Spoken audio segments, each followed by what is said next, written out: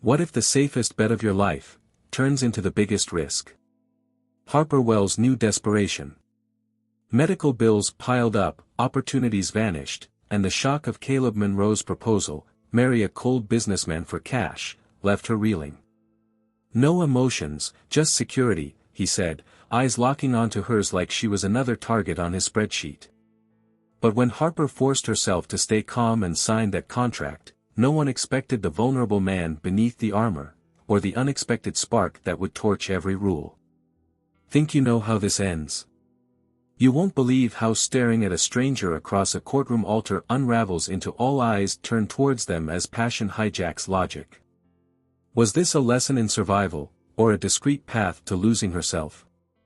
What happens next when love becomes the opportunity you never saw coming, and the target you can't walk away from? Buckle up. This isn't a fairy tale. It's a masterclass in rewriting destiny, one unexpected whisper at a time. Harper Wells never thought she'd be staring at a marriage contract, her hands trembling like leaves in a storm.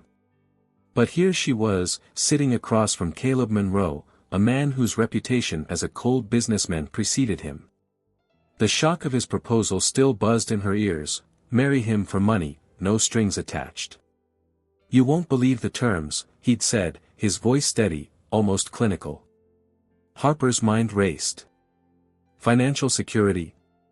Sure. But selling her freedom? No one expected her to say yes, least of all herself. Caleb's gaze was unreadable, his eyes locking onto hers like a predator sizing up its target. Think of it as an opportunity, he'd murmured, sliding the papers closer. Harper forced herself to stay calm, though her heart pounded like a war drum. She'd read about desperate deals in novels, Pride and Prejudice's Mr. Darcy offering pride for love, The Great Gatsby's hollow riches, but this? This was real. And the price? Her name on a dotted line. The room felt smaller, all eyes turned towards them as Caleb introduced the idea vaguely to his lawyer. Harper's laugh almost escaped, a brittle, nervous sound. Is this how Cinderella felt when the clock struck midnight? But there was no fairy godmother here. Just spreadsheets, NDAs, and a man who'd built walls higher than Fort Knox. She glanced at the contract again. No love. No emotions. Easy, right? Except her gut screamed otherwise. Why did Caleb choose her? Harper wasn't naive, she knew her sharp wit and discreet demeanor made her a practical partner. But vulnerability wasn't part of the script. Yet there it was, flickering in his stare when he thought she wasn't looking. Odd, she mused. Even ice kings had cracks. As she reached for the pen, Harper's mind flashed to her empty bank account, the medical bills piling up. Rich dad poor dad had taught her to seize opportunities, but this? This was a leap into the abyss. Caleb's finger tapped the desk, impatient, yet hesitant. No one expected this, she repeated silently. Including him. The pen hovered. What happens next, she whispered, more to herself. Caleb's jaw tightened. We stick to the plan. But plans, Harper was learning, had a way of unraveling. And as the ink hit paper, something shifted, a silent acknowledgement that neither truly knew the rules of this game. The contract glared at Harper from the mahogany desk, its clauses as sterile as Caleb's tone. No love. No emotions. Just financial security. She traced the words with her finger, half expecting them to burn. Caleb lounged in his leather chair, a portrait of control, but Harper noticed the way he forced himself to stay calm, knuckles whitening around his coffee cup. Any questions? He asked, though his stare dared her to argue. No one expected this, she thought again. Not even the devil himself. Harper's lawyer, a brisk woman named Rosa, had warned her about men like Caleb. Rich folks love targets, she'd said, especially ones who look vulnerable. But Harper wasn't some damsel. She'd read The Art of the Deal, knew how to negotiate. What happens if I break Rule 4, she challenged, pointing to the clause about physical boundaries. Caleb's smirk faltered. You won't, he said, too quickly. Interesting. The signing felt surreal. Caleb's pen scratched the paper like a blade, while Harper's signature wavered. All eyes turned toward them as the lawyer muttered, unconventional, but binding. Harper almost laughed. Unconventional? Try insane. Yet here she was, trading vows for a safety net. Caleb's cologne, something sharp and woodsy, drifted toward her, and for a heartbeat, their eyes locked. Staring contest with a glacier, she mused. But glaciers melt. Later, over champagne that tasted like liquid gold, Caleb introduced her vaguely to his assistant. Harper, my wife. The word wife hung in the air, awkward as a wrong note in a symphony. Harper sipped her drink, studying him. His suit cost more than her car, but his smile? Stiff. Practiced. Cold businessman, her mind labeled him. Yet when the waiter spilled wine, Caleb's hand shot out to steady the glass, quick, instinctive. Human. Back in her new penthouse, Harper unfolded the contract again. Rule 7, separate bedrooms. Rule 12, no public affection. It read like a corporate merger. But then she remembered the shock in Caleb's voice earlier when she joked about his tie. You're unexpected, he'd said. Harper grinned. Maybe this deal wasn't so one-sided after all. As midnight approached, she wandered the marble halls, pausing at Caleb's closed office door. Muffled voices spilled out, the target's resistant, someone growled. Harper froze. Target? Before she could eavesdrop, Caleb's chair creaked. She fled, heart racing. What happens next? The question gnawed at her. Contracts couldn't control curiosity, or the odd thrill of secrets. By dawn, Harper had a plan. She'd play the perfect wife, attend galas, charm his associates, keep her doubts discreet. But as she slid into a designer gown, she caught Caleb watching her reflection in the mirror. His gaze wasn't cold. It was hungry. No one expected that, she thought, smirking. Not even him. The chapel smelled like lilies and ink, flowers for show, contracts for business. Harper's ivory dress clung to her like armor, its sequins glinting under chandeliers as cold as Caleb's handshake. When the priest asked, "Do you take this man?" she almost snorted. Take him?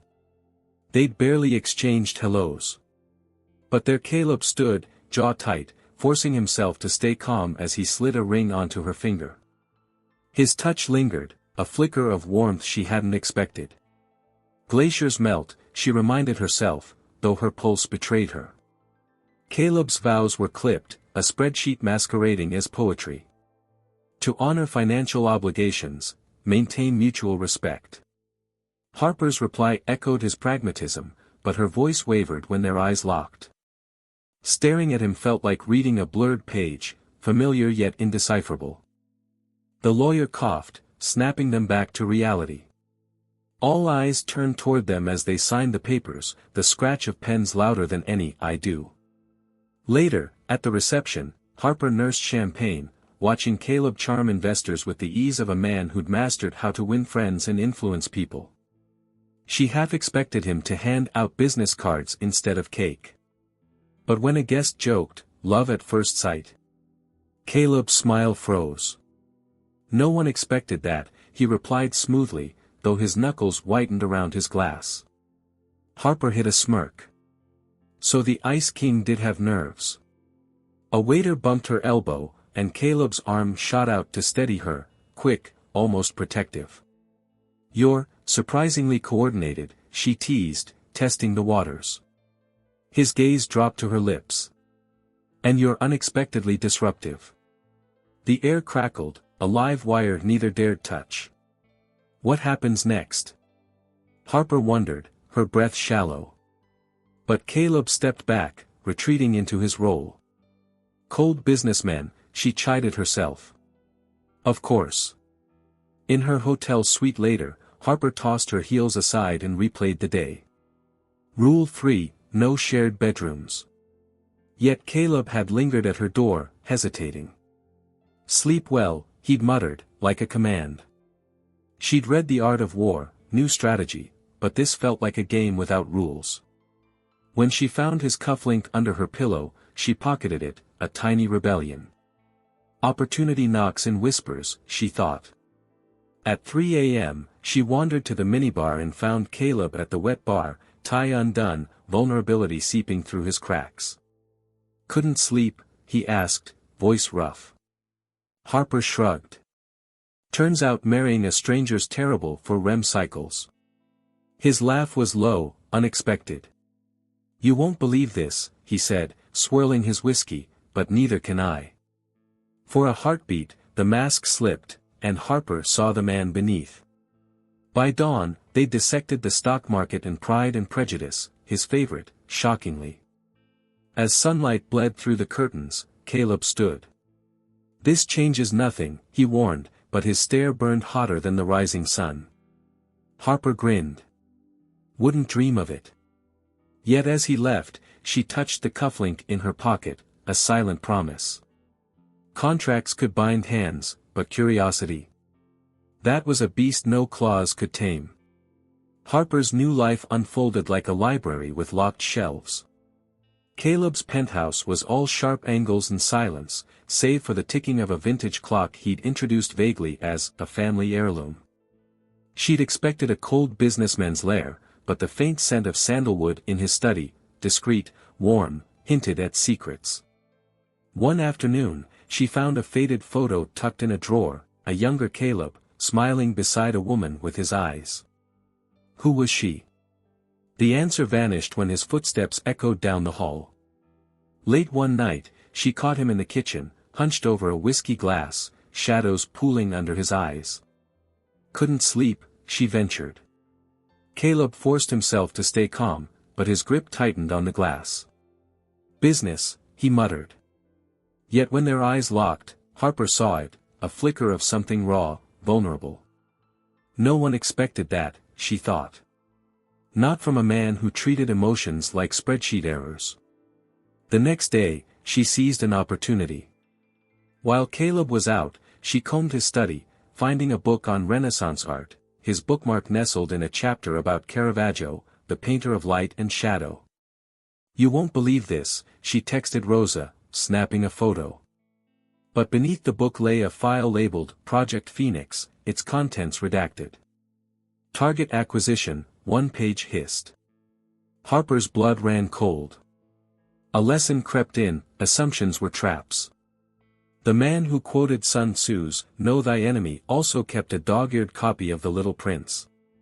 Harper stared at the contradiction, torn. Was he a predator or a paradox? That evening, she tested him.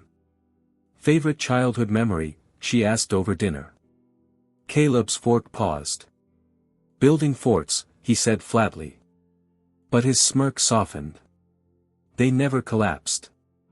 Days later, Harper overheard a call, the target's resisting, but will close this week. Caleb's voice, sharp as a blade. Shock pinned her to the hallway wall. Target. Was she part of some scheme?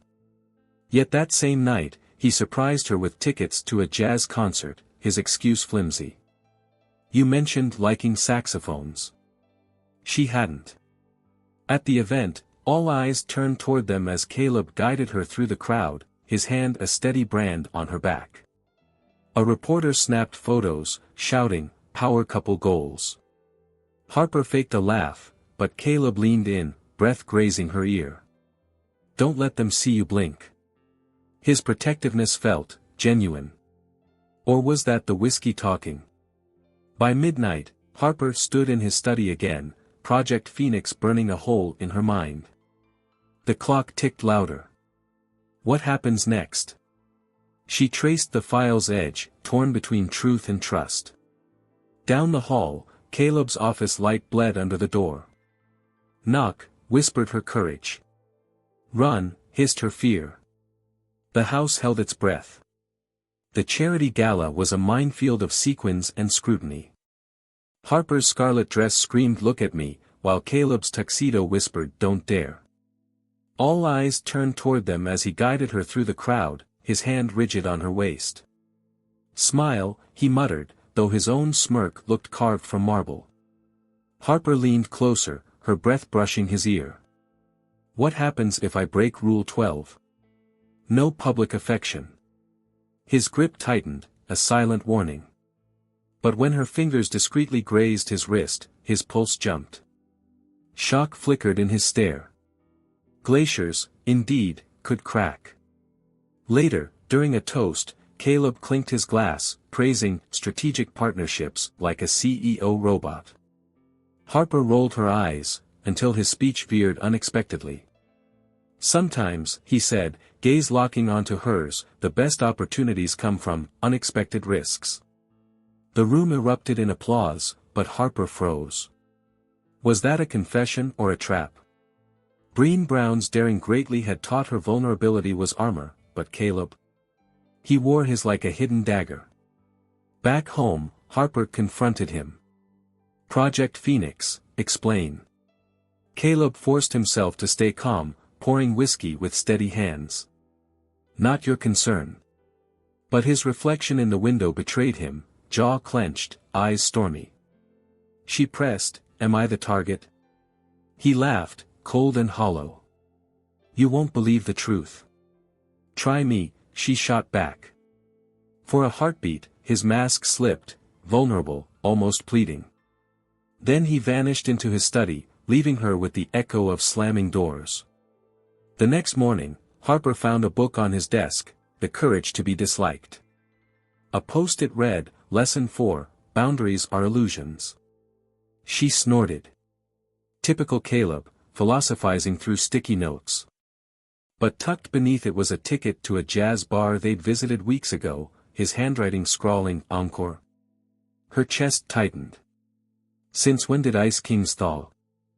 That night, they collided in the kitchen, Harper reaching for tea as Caleb grabbed whiskey. Their hands brushed, staring ensued, electric and awkward. "You're distracting," he growled, retreating. Harper smirked. Says the man quoting self-help books. His chuckle was low, unexpected. Touché. For a moment, the cold businessman faded, replaced by someone, human. Someone she craved to unravel. By Friday, Harper broke Rule 7, barging into his study uninvited. Caleb stood at the window, silhouetted by city lights. "You're playing a dangerous game," he warned. She stepped closer. "Games have winners." His laugh was bitter. "And casualties." But when she placed her palm over the Project Phoenix file, his hand covered hers, warm, trembling. No one expected this. Not the tension, not the heat, not the way his thumb traced her knuckle like a secret. At midnight, Harper found a note slipped under her door, "Meet me. Roof. 1 a.m. Her heart raced. What happens next? Rules, she realized, were kindling. And Caleb? He'd just struck a match. The rooftop was all city lights and charged silence. Harper found Caleb leaning against the railing, his tie undone, vulnerability etched into his silhouette like a crack in marble. "You came," he said, voice rough. "Didn't think you'd chicken out," she shot back, though her pulse betrayed her. When he turned, the moonlight caught his eyes, staring at her like she was a puzzle he'd finally solved. No one expected this, she thought. Not the way his gaze burned, not the way her breath hitched. He stepped closer, the space between them humming. "You're a terrible listener," he muttered, but there was no ice in it. Harper smirked. "And you're a cliché, brooding on rooftops like Batman." His laugh was low, unexpected. "Batman didn't have to deal with you." The words hung, a dare. What happens next? Her mind raced, but her body leaned in, magnetized. His fingers brushed hers, discreetly, as if testing a theory. Harper's skin sparked. The 5 love languages had preached touch as a dialect, but this? This was fluency. Caleb's thumb traced her wrist, his breath warm against her temple. This is a bad idea, he warned, yet his other hand found her waist. Worst yet, she agreed, but her lips curved. Shock flickered in his stare, not at her, but at himself. The kiss wasn't gentle. It was a collision, of pent-up tension, curiosity, and a lesson neither had signed up for. Harper's hands fisted his shirt, pulling him closer as the city blurred. Caleb's control shattered, his usual cold businessman act crumbling like ash. When they broke apart, he forced himself to stay calm, but his ragged breathing betrayed him. "This complicates things," he rasped. Harper grinned. "Complications are just unplanned opportunities." Back inside, reality rushed in. All eyes turned toward them as they re-entered the party, Harper's smudged lipstick a neon sign. Caleb's assistant arched a brow. "Everything resolved?" she asked, tone sly. Harper tossed her a wink. "Ask the glaciers." Caleb shot her a glare, but his fingers discreetly grazed her back, a silent mine. The thrill of it was better than any contract clause. That night, Harper found a book on her pillow, The Alchemist, a post-it marking the page about personal legends. Caleb's scrawl read, "Some journeys can't be plotted." She laughed, loud and bright. "You won't believe this," she texted Rosa, but deleted it. Some secrets were too delicious to share. By dawn, rules felt like ancient hieroglyphics. Harper lingered at his study door, watching him work. Caleb didn't glance up, but his voice cut through the quiet, "Stay." Not a command. A plea. She did. And as sunlight spilled over his desk, Project Phoenix sat forgotten, replaced by something no contract could ever cage. Harper found the key by accident, a small, rusted thing tucked inside Caleb's copy of The Body Keeps the Score, a book about trauma she'd recommended on a whim. Curiosity killed the cat, she thought, but satisfaction? That could resurrect it. The locked drawer in his desk creaked open, revealing a faded journal and a sepia photo of a woman with Caleb's stormy eyes. Eleanor Monroe, 2008, the back read. His mother. Dead for a decade, according to a clipped obituary. Shock coiled in Harper's chest. He'd never mentioned her. The journal entries were a lesson in pain. Dad says crying's for the weak. So I don't. Caleb, age 14. Phoenix isn't just a project. It's her legacy. Harper's throat tightened. No one expected the Monroe Empire to be built on a son's vow to his dying mother. But there it was, "I'll make them remember her name." She snapped a photo, hands trembling. What happens next when love and legacy collide? Confrontation came at midnight. Caleb stood in the doorway, eyes locking onto the journal in her grip. His calm cracked. "You had no right." Harper stood her ground. "You had no right to hide this." For a heartbeat, he looked vulnerable, raw as an open wound. Then the cold businessman slammed shut. "Some secrets aren't yours to uncover." His tone was arctic, but his knuckles whitened around the doorframe. Forced himself to stay calm, she realized. Always. The next morning, a discreet envelope appeared on her pillow. Inside, a deed to Eleanor's abandoned vineyard, Project Phoenix's true target. "You won't believe why I bought it," Caleb muttered later, finding her in the garden. Harper traced the deed's edges. "Try me." He hesitated, then shattered her heart. She loved roses. Dad sold it the day she died. The staring between them stretched thin, fragile. All eyes turned toward them as a gardener passed, breaking the spell. That night, Harper devoured The Body Keeps the Score, underlining passages about how trauma shapes silence. Opportunity whispered, "Understand him to love him." But Caleb's walls were thick. At dawn, she left the book on his desk, a note tucked inside, "Scars aren't flaws. They're maps." He found her on the terrace, eyes locking with a rawness that stole her breath. "I don't know how to do this," he admitted. Harper's reply was soft. "Start with Eleanor." He didn't. Not yet. But when she woke to find him asleep on the couch, the journal open on his chest, Harper knew, some doors, once opened, couldn't be shut. What happens next when the past haunts harder than the present? The answer lingered, like the scent of Eleanor's roses, still blooming wildly in the vineyard's ruins. Harper woke to the smell of coffee, his coffee, bitter and black, wafting under her door. Caleb had never played house before, but there he was, leaning against the kitchen counter, sleeves rolled up, reading The Courage to be Disliked. "Morning," he grunted, not looking up. Harper's chest tightened. Since when did his voice become a soundtrack she craved? "You're chipper," she teased, reaching for a mug. His smirk was a flicker of warmth. "Don't get used to it." But the lie hung between them, sweet and sticky. Later, during a Zoom meeting, Harper caught herself staring at his hands, how they drummed the desk, impatient yet precise. The art of seduction had warned about fixating on details, but this? This was obsession with a lowercase o.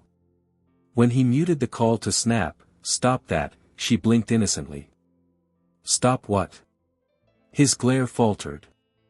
Eyes locking, they both knew, the game had changed. Rules couldn't unspark a wildfire. That night, she Googled "How to Uncrush on Your Fake Husband," a lesson in futility. Articles preached boundaries, but Caleb's laugh from the study, deep and rare, dissolved every resolve. Harper crept to his doorway, watching him sketch blueprints for Eleanor's vineyard. Project Phoenix wasn't a target anymore, it was a love letter. No one expected the cold businessman to blush when she murmured, she'd be proud. His pencil stilled. "You won't believe how much I wish that were true." At 2 a.m., Harper found him asleep on the couch, glasses askew, vulnerability etched into his stubble. She draped a blanket over him, her thumb brushing his jaw, discreet, reckless. Caleb stirred, fingers catching hers. "Stay," he mumbled, half dreaming. She did, her head on his chest, his heartbeat a lullaby. What happens next when pretend feels more real than anything? By dawn, he'd vanished, leaving a post-it, "Don't overthink last night." Harper snorted. Too late. But his staring at breakfast, lingering, hungry, said he'd overthought it too. "We need boundaries," he declared, pouring orange juice like it was a boardroom negotiation. "Agreed," she said, stealing his toast. All eyes turned toward them as he laughed, loud and unguarded. The sound unraveled her. That week, he introduced her vaguely to a colleague as "my wife," the word now laced with heat, not habit. Harper's pulse spiked. Opportunity whispered, "Lean in." So she did, her lips grazing his ear. "Say it again." Caleb's breath hitched. "Wife." The shock of it, the want, left them both breathless. Contracts couldn't cage this. On Friday, Harper found a single rose on her desk, its stem wrapped in a stock report. The note? "Burn the rules. Let's get lost." She grinned. No one expected love to bloom in a boardroom, but as Caleb's hand found hers under the table, Harper stopped fighting the inevitable. What happens next wasn't in the fine print, and that was the thrill of it. The charity auction buzzed with crystal laughter and clinking glasses, until Harper slammed the Project Phoenix documents onto Caleb's table, her voice ablade. "Explain. Now." All eyes turned toward them, the room freezing mid-sip. Caleb forced himself to stay calm, fingers tightening around his whiskey. "Not here," he hissed, but Harper's staring dared him to lie. Eyes locking, they were a live wire in a room of dynamite. Hours earlier, she'd found the files buried in his safe. Phoenix wasn't just a vineyard. It was a land grab, displacing families to resurrect his mother's legacy. Shock had tasted like bile. No one expected the cold businessman to cross this line. Not even her. You introduced this vaguely as honoring Eleanor, Harper spat. But she'd hate this. Caleb's flinch was unexpected, raw. You won't believe the pressure I'm under, he growled, steering her to a balcony. The night air bit as she yanked free. Pressure. You made me a target in your twisted game. His mask slipped, vulnerability flashed, fleeting. I never wanted you involved. Too late, she laughed, bitter. A lesson from the gift of fear echoed, trust your rage. But her rage warred with want. His hand caught her wrist, discreetly urgent. Harper, listen, she froze, his touch electric. What happens next hung between them, charged as storm air. His thumb brushed her pulse point, a silent plea. I'm not the villain here, he murmured, voice fraying. Harper's resolve wavered. Liar, she thought. But why does his lie sound like a cry for help? A flashbulb erupted, a paparazzo capturing the moment. All eyes turned toward them again, hungry for scandal. Caleb's grip tightened, pulling her close. Smile, he muttered, lips grazing her ear. Harper's laugh was venom. Still playing CEO. But her hand curled into his lapel, traitorous. Opportunity whispered, kiss him or knee him. Choose. Back home, silence smothered the penthouse. Caleb poured 2 drinks, his back to her. Phoenix was her dying wish, he said finally. To rebuild something pure. Harper scoffed. By destroying lives. He turned, eyes hollow. You think I wanted this? The cold businessman was gone. In his place stood a boy who'd buried his mother and built a fortress. At 3 a.m., Harper stood at his study door, watching him shred the Phoenix contracts. No one expected the crinkle of paper to sound like surrender. Stop, she said. He froze. What happens next wasn't in the plan, but when their gazes met, the answer was clear, burn the plan. The shreds of the Phoenix contracts littered Caleb's study like confetti from a funeral. Harper stood in the doorway, arms crossed, watching him kneel amidst the chaos. This changes nothing, he muttered, but his voice lacked its usual steel. Eyes locking with hers, he looked vulnerable, a cold businessman stripped of his armor. Harper's chest ached. Love wasn't part of the deal, so why did the thought of walking away feel like a knife twist? Days passed in tense silence. At a fundraiser, all eyes turned toward them as Caleb introduced her vaguely to a senator. Harper smiled, robotic, while his hand lingered on her back, a discreet anchor in the storm. When the senator joked, power couples never last, Caleb's grip tightened. No one expected Harper's retort, good thing we're not a couple. The shock in his stare cut deeper than she'd admit. That night, she devoured Attached by Amir Levine, underlining passages about avoidant partners. Lesson learned, you can't negotiate desire. But logic faltered when Caleb appeared at her bedroom door, whiskey in hand, Ty Askew. You were right about Phoenix, he rasped. But you're wrong about me. Harper forced herself to stay calm, though her pulse roared. Prove it. He did, with a key. Eleanor's vineyard, now signed to the displaced families. An opportunity to start over, he said, jaw clenched. Harper's resolve wavered. What happens next when the villain hands you the pen to rewrite his story? She took the key, their fingers brushing. Staring at his scarred knuckles, she wondered, had love always been the target? But doubt lingered. At dawn, she found him asleep at his desk, the courage to be disliked splayed open. A note peeked out, I don't know how to be loved. But I'm learning. Harper's breath hitched. You won't believe this, she texted Rosa, then deleted it. Some truths were too fragile to share. The gala was their breaking point. A socialite sneered, gold digger finally cashing out. Caleb's growl silenced the room. Apologize. Now. The unexpected ferocity stunned Harper, and him. All eyes turned toward them, but he didn't flinch. "She's worth 1,000 of you." The crowd buzzed. Harper's heart splintered. Since when did he become her knight? Later, she packed a suitcase, hands trembling. Caleb leaned in the doorway, eyes locking on hers. "Don't go," he said, voice raw. Harper paused, a single tear betraying her. What happens next wasn't in the contract, it was in the quiet, the cracks, the spaces between "I can't" and "I'll try." Harper stood in the vineyard, the deed heavy in her hand. Eleanor's roses bloomed wild around her, thorns and petals tangled, just like her heart. The cold businessman had kept his word, the land now belonged to the families. But as she traced Caleb's signature, staring at its jagged edges, she realized security wasn't in ink. It was in the way he'd looked at her last night, vulnerable, almost pleading. No one expected a spreadsheet romance to demand this much of her soul. Back at the penthouse, she flipped through The Alchemist, Santiago's quest for treasure mirroring her own. "People are afraid to pursue their personal legends," she read. Harper snorted. What was hers?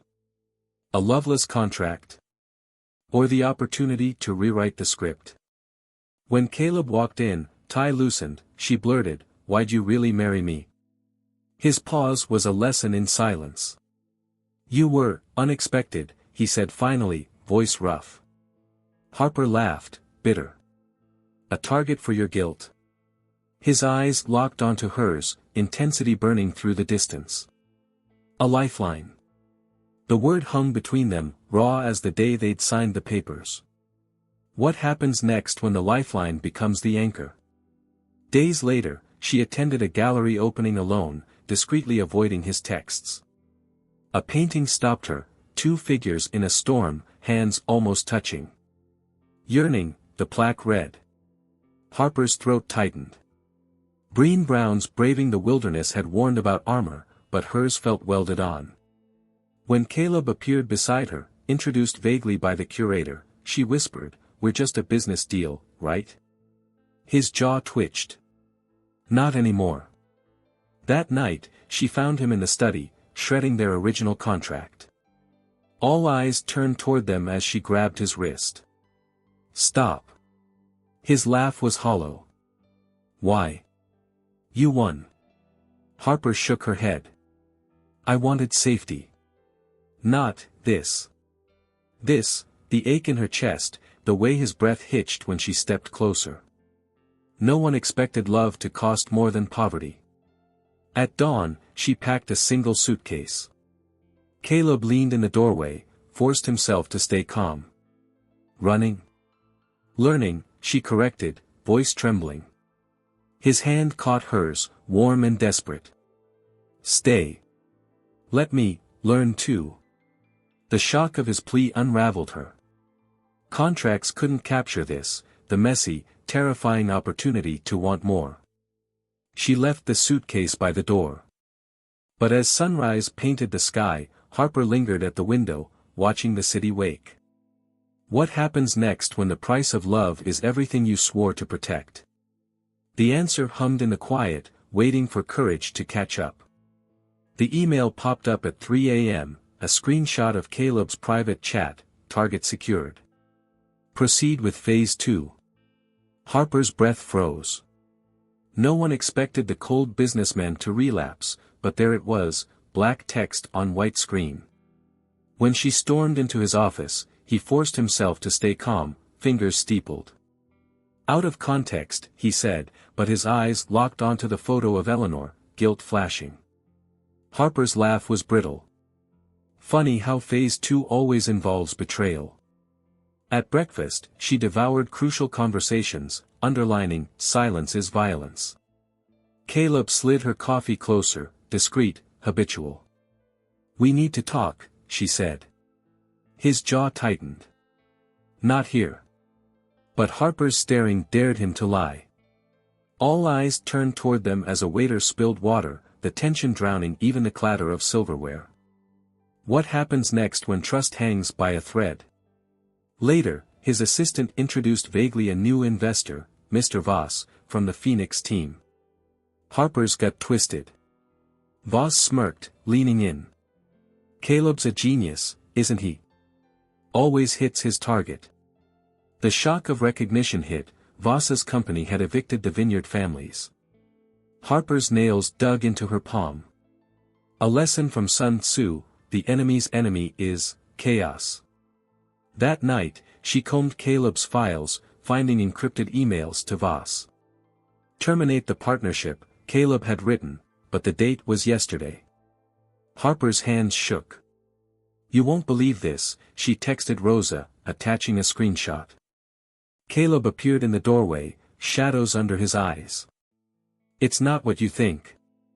She spun, vulnerable fury blazing. Then what is it? Another opportunity to break me? He stepped closer, voice fraying. Voss threatened you. I'm ending him. Harper froze. The gift of fear had taught her to trust instincts, but his gaze, raw, desperate, defied logic. Prove it, she whispered. Caleb handed her a USB drive, his touch lingering. See for yourself. The unexpected weight of it felt like a grenade. Hours later, Harper sat in a dim cafe, laptop open. The files revealed Voss's blackmail: leave Phoenix, or I expose Harper's past. Her throat closed. Caleb's emails were pleas, not schemes. No one expected the villain to be her shield. What happens next when the lie you believed saves you? She raced home, but Caleb's study was empty, a single note on his desk: sometimes love means letting go. The cold businessman was gone. Only a man remained, shattered by his own shadows. Harper's phone buzzed, a news alert: Monroe Corporation cuts ties with Voss Holdings. Outside, rain blurred the city. Run after him? Staring at the door, she hesitated. Tests, she realized, weren't about answers, but who you become chasing them. Harper's suitcase sat open on the bed, half packed with clothes and half with doubt. The Vineyard deed, introduced vaguely as Eleanor's legacy, lay atop her folded sweaters, its edges frayed from her restless fingers. You won't believe how hard it is to leave, she muttered to the empty room, echoing Caleb's old mantra. But the cold businessman wasn't here to smirk. Just his ghost, lingering in the sandalwood scent of his abandoned sweater. At the airport, she forced herself to stay calm, scrolling through The Alchemist on her phone. When you want something, the universe conspires, Harper snorted. Santiago never had to outrun a husband's unexpected redemption. A text buzzed: Rosa, did you know he donated the penthouse to a shelter? Shock prickled her spine. No one expected Caleb Monroe to play Robin Hood. The boarding call echoed. Harper's grip tightened on her passport, eyes locking on the departure gate. What happens next if she stayed? A life of vulnerable truths, not tidy contracts. A lesson from daring greatly flashed: vulnerability is the birthplace of love. But birth was messy. And terrifying. Her phone lit up, a news alert: Monroe Corporation CEO resigns. The photo showed Caleb, tie missing, staring at the camera like a man stripped bare. Harper's breath hitched. All eyes turned toward them metaphorically, the weight of his sacrifice crashing into her. Was she the target of his unraveling? Or the catalyst? In the taxi back, she passed the jazz bar where they'd shared whiskey and discreet confessions. The marquee blinked: encore tonight.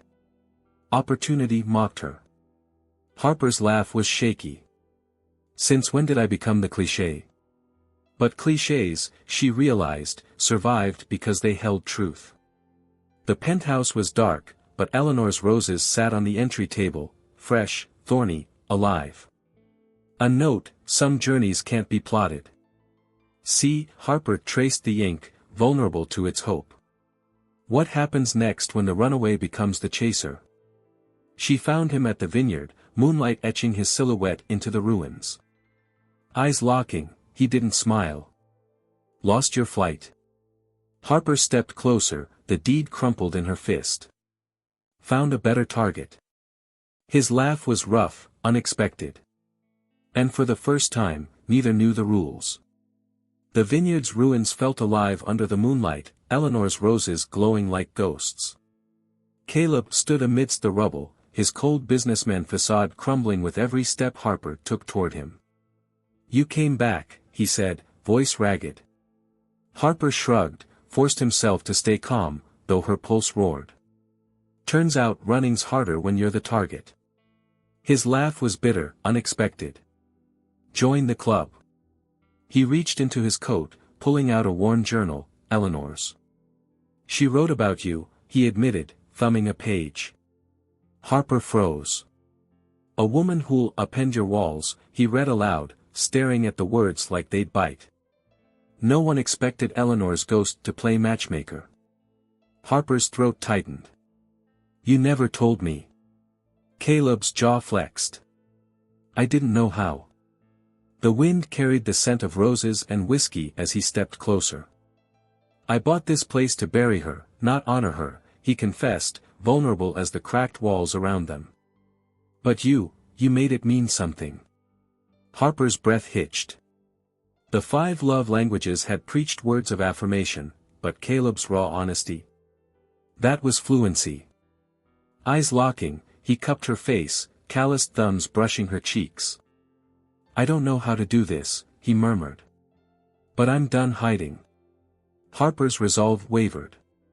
"What happens next when the lesson you need isn't in any self-help book?" She leaned in, her forehead against his.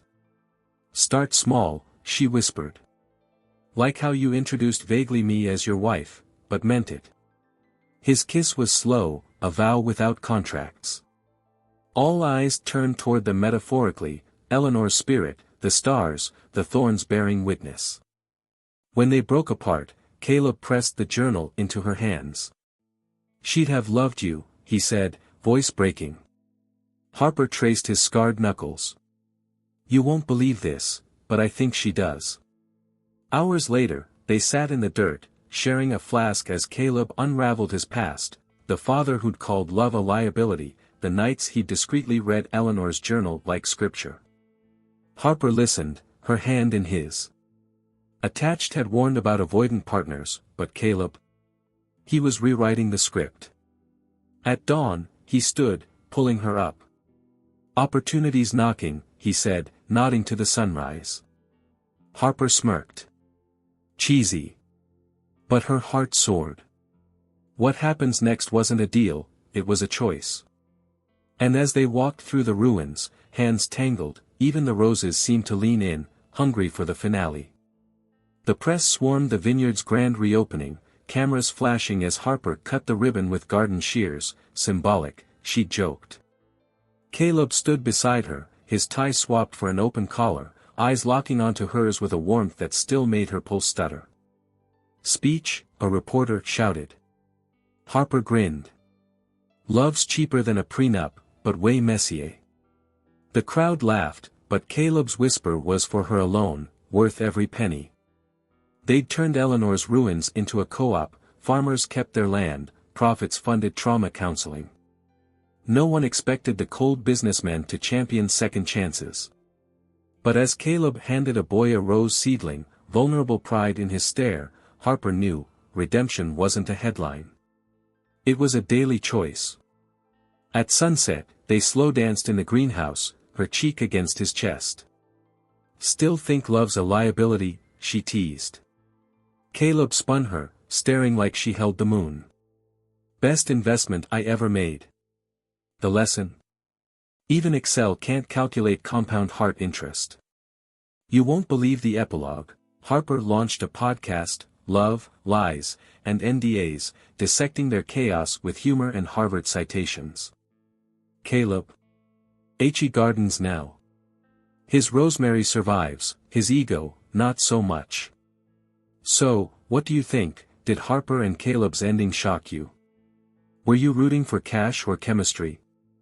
Smash that like button if your team #MessyEverAfter, drop a comment with your wildest prediction, and share this with someone who'd sell their soul for a slow burn romance. Don't forget to subscribe.